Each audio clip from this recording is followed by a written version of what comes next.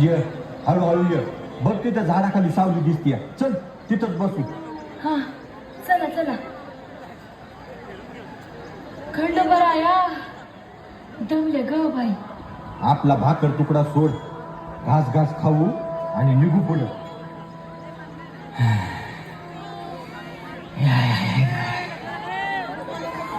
वाईच घोडभर पाणी मिळेल का हो?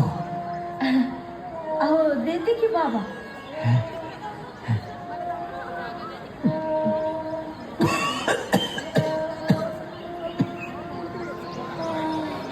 अहो बाबा, अहो हळूहळू प्या.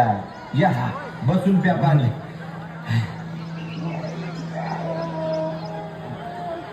आणि वय कुठं निघाला? वारीला. या बाई आता ती तर झाली ना बाबा मागल्या महिन्यात. आरती पांडुरंगाची ती झाली माझी.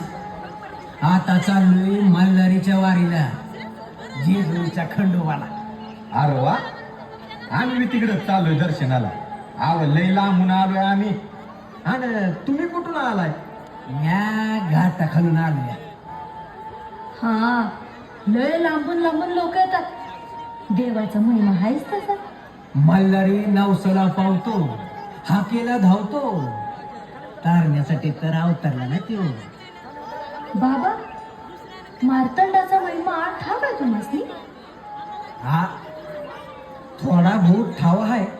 बाबा तुम्हाला खंडोबारायाबद्दल सगळं माहिती आहे. मग आम्हाला बी ऐकायला आवडेल बघा. सांगा ना थोडं बघ. या मोर आडुशाला बसू. चला. मणिपूर पर्वतावर मणी आणि मल्ल नावाचे दोन असुर होते. ब्रह्मदेवाचे वरदान मिळाल्यामुळे ते उन्मत्त झाले होते.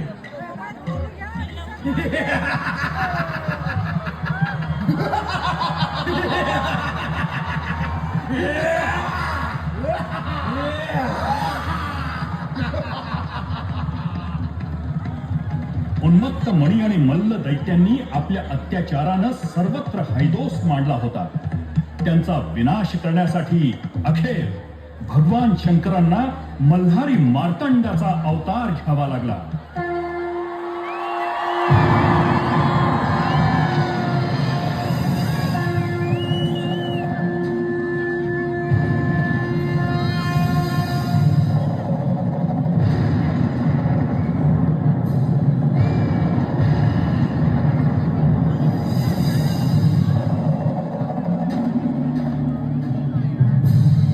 शिव शिव शिव मल्हार सदा शिव.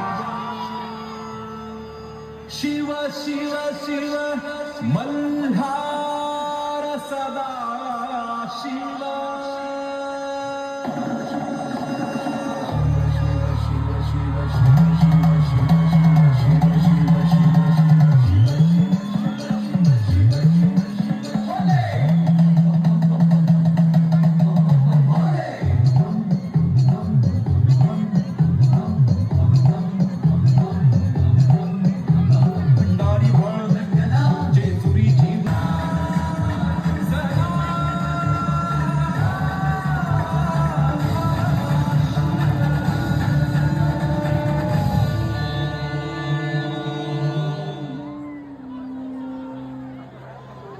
या मल्हारी मार्तंड देवानं मणी आणि मल्ल मारला आणि जेजुरी गडावर जाऊन राहिले बघा.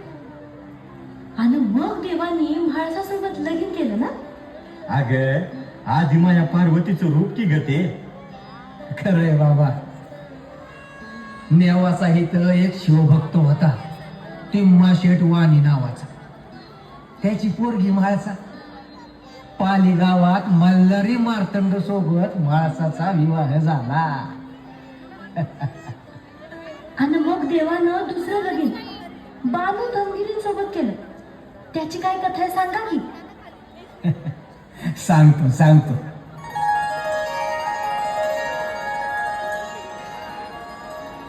तुम्ही साऱ्या जणी आता उपवर झाल्या आहात. भविष्याच्या दृष्टीनं तुमचं काय प्रयोजन आहे त्यावर चर्चा करण्यासाठी आपणास बोलावलं आहे. आपण आमचे जन्मदाते आहात पिताश्री. हो पिताश्री, आपणच आमचे भाग्यविधाते आहात. नाही, माझं भविष्य ठरवण्यास मी समर्थ आहे. जयाद्रीच्या उत्तरानं इंद्र क्रोधित झाला. त्यानं त्याच्या शक्तीचा वापर करून जयाद्रीला जंगलात सोडून दिलं.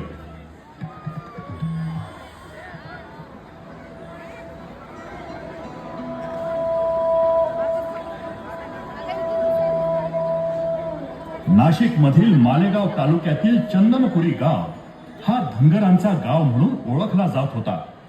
अनेक धनगर बांधव इथे गुण्या गोविंदानं राहत होते. त्यातील एक होता यमू धनगर. त्याला ही बानाई सापडली.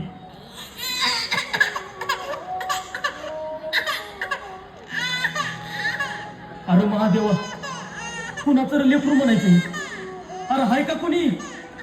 पुन्हा तानात काट्या कुट्यात असं लेकरसनी टाकले, काहीच हाय का नाही? अरे बाय, रडू नका सांग. अगं बाय हाय ना. हा, महादेवा. यमू धनगरानं महादेवाचा प्रसाद समजून पदरात घेतलं. तिचा मायेनं सांभाळ केला. पण बानूला महादेवाच्या भक्तीचं वेड लागलं.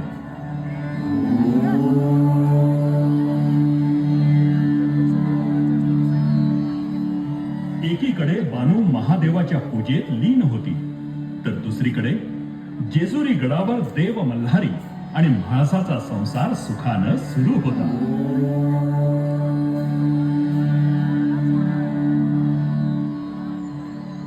नारायण नारायण. मुनिवर, आपण येण्याचं निश्चित काही प्रयोजन असेल. प्रयोजन काय? आपल्या दर्शनाची आस होती फक्त. फक्त नारायण नारायण. आपण सर्व ज्ञानी आहात, सर्व शक्तिमान आहात. तुमच्या लीला आम्हा पामरांना कधी उमगाव्यात भोलेनाथ? म्हणजे इकडे म्हाळसा देवी सोबत तुम्ही आहात म्हणून त्या निश्चिंत आहे, आणि तिकडे तुमची एक भक्त तुमच्या विरहात झुरती. सारी पाटाच्या खेळात भगवान मल्हारी मार्तंड जाणून बुजून हरले. म्हाळसा देवीच्या हे लक्षात येताच त्यांनी देवांना तुम्ही एक तप वार्धक्यात राहाल असा शाप दिला.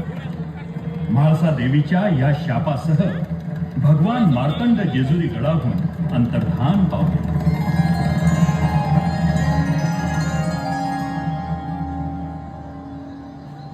ओम नमः शिवाय. ओम नमः शिवाय. ओम नमः शिवाय. ओम नमः शिवाय. काय ग बानूबाई, जेव्हा बघल तेव्हा काय ग त्या महादेवाला पूजत असतीस? तू बघितलं हाय बाई त्याला? मी त्याला बघितलं नसल, पण त्यो मला बघतोय आणि मला खात्री आहे त्यो एक ना एक दिवस मला दर्शन नक्की देईल. आता काय म्हणावं बया तुला, खुळी झालीस बघ तू.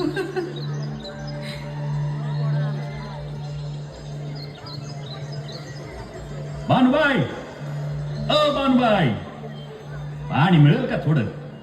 तुला माझं नाव कसं ठाऊक रे बाबा? सगळं ठाव आहे. अगं तुझी मैत्रीण आता बोलत होती ना, तवा ऐकलं. हा, असं दुसऱ्याचं बोलणं चोरून ऐकू नये. देव सजा देतो. कोण देव? हा, महादेव. महादेव? नाही नाही नाही, मी नाही कोणत्या महादेवाला ओळखत. हा, वय, तुझं नाव काय आहे बाबा? खंडू. अनगा? आता ते लय लांब आहे तिकडं. हा, मग इतक्या दूर कशा पायी आलास? मला मूल बाळ कोण नाही. मला काम पाहिजे. काम पाहिजे? आता ग बया, तुला जे पण असं काम नाही रे बाबा माझ्याकडं. बरं थांब, माझ्या बाला विचारावं लागल, मग बघू. हा, चल.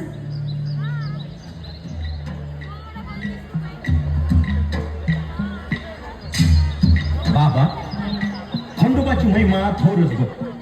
अरे तो साक्षात महादेवच किरण. खरं आहे बाबा, खंडोबा म्हणजे साक्षात महादेवच बघ. बाबा ते जाऊन दे, पण ते वाघ्या मुरळीचं नाव लय ऐकलंय का? तुला माहित आहे का रे त्यांच्याबद्दल काय? अरे बाबा, या देवाचं भक्त लय आहेत बघ. वाघ्या मुरळी हे असे भक्त आहे की त्यांच्या तोंडून साक्षात खंडोबाच प्रकट होते बघ. अरे काय त्यांचा गोंधळ, कुणी बी ऐकला की खंडोबा कळाला म्हणूनच समज. अगं चला चला चला, बिगी बिगी चला, देवाचा जागरण गोंधळाचा कार्यक्रम करायचा की नाही? मंडळी चला, गोंधळाला सुरुवात करू. अन खंडोबा रायाचं या डबाशी लागल मुरळीला, लागल मुरळीला या डबाशी लागल वाघ्याला, अन लागल मुरळीला या डबाशी लागल वाघ्याला. जेजुरी सम पुण्यक्षेत्र ह्या नाही धरणीवरी, अन तिथं नांदतो सदानंद हर उंच डोंगरी गडावरी. येळकोट, येळकोट.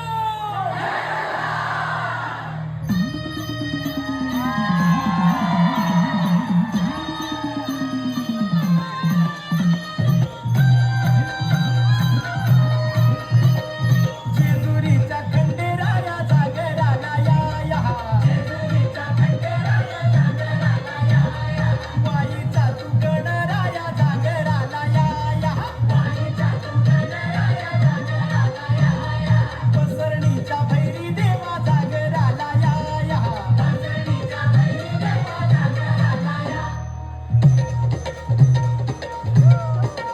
जेजुरी गळा वाज चौगडा, पुन धरती ही पलीकड, गड जेजुरी अलीकड. रूप दाऊन मातू गेली, स्वारी देवाची येणी झाली. पानुबाईचं याड लागलं, मल्हारी देव मल्हारी हा. विसरून गेलाय पुण्या गावाला भंडारी देव मल्हारी.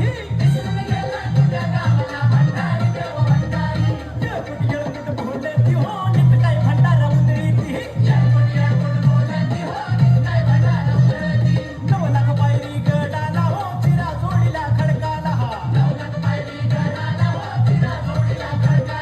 मल्हारी मार्तंड, हे मल्हारी मार्तंड, हे मल्हारी मार्तंड, हे मल्हारी मार्तंड. बानूनी खंडूची यमुधनगरासोबत ओळख करून दिली आणि मल्हारी मार्तंड देव बानू धनगरींकडे चाकरीला राहिला.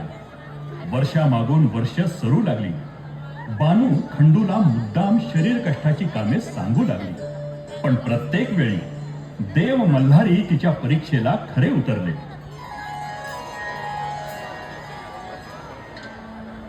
देवा, महादेवाच्या या मार्तंड अवतारात त्यांना किती दिव्यातून जावं लागतंय. देवी सरस्वती, ह्या अवतारात त्यांनी मनुष्य देह धारण केला. त्यामुळे मनुष्याच्या सगळ्या सुखदुःखाच्या फेऱ्यातून त्यांना जावंच लागेल. नारायण नारायण. पण भगवान महादेव मल्हारी मार्तंड अवतारात देवी म्हाळसासोबत सुखी संसार करत असताना स्वतः अज्ञातवास पत्करतात. त्यामागे निश्चितच काहीतरी हेतू आहे. नारायण नारायण. आता हे फक्त देवाधिदेव महादेवच जाणे. मल्हारी मार्तंड रूप बदलून खंड्याच्या रूपात राहत होते.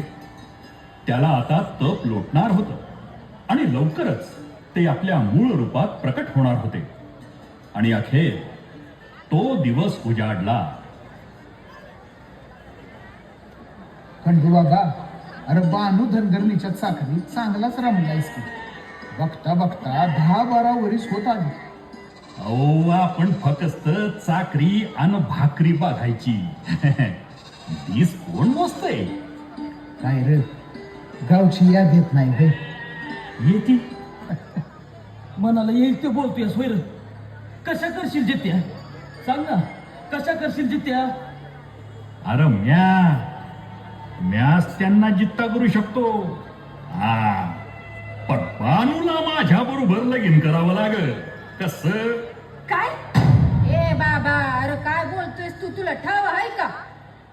अरे एक खंडू, अरे तिच्या बाच्या वयाचा आहेस ना रे तू. अरे बाबा तुझ्या जिबाला काय हाड? ये बघ, मेंढर जिची हवी असतील तर लगीन करावं लागल. हा, बानू, तू बिंदास होय म्हण. अगं मला नाही वाटत हा खंड्या काय करू शकल.